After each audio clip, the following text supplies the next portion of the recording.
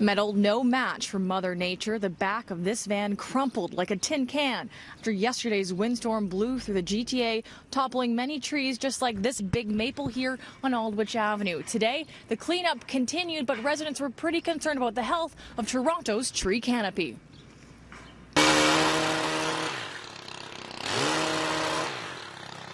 Toronto's timber toppled by a day of wicked winds.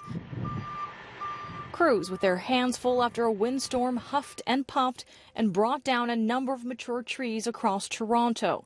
This was the scene in the Annex earlier after a tree's roots gave way. Its trunk sprawled across the properties of 4 homes, including Kathleen McMorrow's. I arrived home probably about 10 minutes after it fell, and I'm very happy that it didn't hit my home or anybody else's home or any people or even any cars. It's quite astonishing. Near Pape and Danforth, one man's van got the brunt of one rotten trunk. Yeah, he was actually in the car when it happened. Faye Knight's dad walked away unhurt after this massive tree came down just after 4 in the afternoon. My parents have had this property for over 30 years, and within the last 30 years, we've called the city multiple times to take down the tree. The city says it received 500 calls for full and partial tree failures.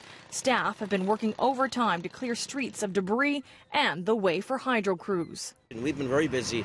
We've had approximately 14 crews out all night working throughout the Greater Toronto area, taking care of hazard trees. So the priority is to take care of the hazards first.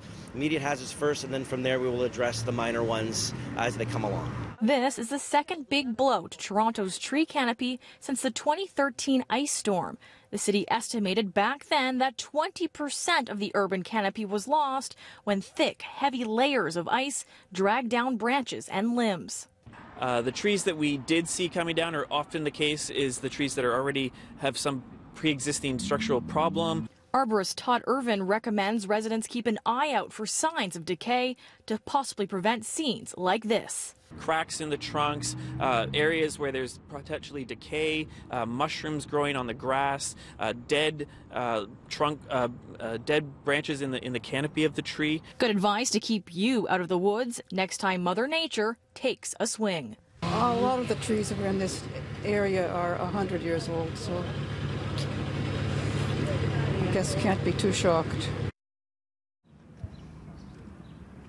Of course, it's not just things like your vehicle that you should be on the lookout for damage after a storm like Wednesday's. Coming up, we speak with an expert of how you should survey your home from top to bottom when things like trees and branches and shingles go flying.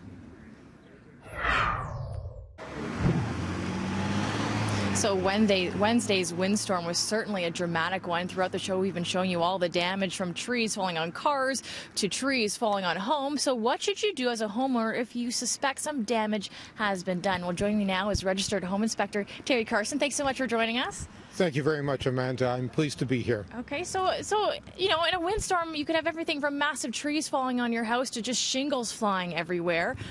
So if you think the damage has been done, what should you do step by step to go through your home? Step by step, first of all, you want to make sure that it's safe. And you want to look outside and make sure that you have no trees that are blocking your way. You want to make sure that you have no overhead wires that have fallen in your way, and that you don't have any debris that may be a safety issue for you. Is there any kind of telltale signs, I mean, cracks in the wall that you'd really have a look out that maybe, you know, something has been done? If a tree has hit your house, you should know. But other than that, you probably want to be aware of tree limbs that have fallen on power wires or on automobiles as we have across the street, this type of thing. So we were talking, and you said there's things that homeowners can do even before a storm to kind of maybe mitigate future damage. What are some of the key steps? There are 2 key steps. The first step is to be on top of your trees. What I mean by that is you want to make sure that your trees are pruned and you don't have overhanging limbs that are likely to fall on your house or on your car. And if it's a city-owned tree, you can be in touch with the city, call them, and they will prune the tree. If it's a tree that's on your property, then it's your responsibility. Then the other key issue is the drains. The Toronto drain system that we have is often prone to backup in very extreme weather events. And in many cases, you have an opportunity to put in a backwater valve that can alleviate that situation. So you should investigate that. And finally, say the worst happens and damage is done to your home due to Mother Nature. What do you do? Well, the first thing that you do is if you have a flood or if you have a breach of your house wall or a tree limb falls on the roof, the first thing you should do is phone the fire, not the fire department. You phone your insurer, assuming that there's no immediate danger. Okay, perfect. Thank you so much for My joining pleasure. us. And if you want to get a full wrap-up on all our storm coverage, you can go to our website, citynews.ca.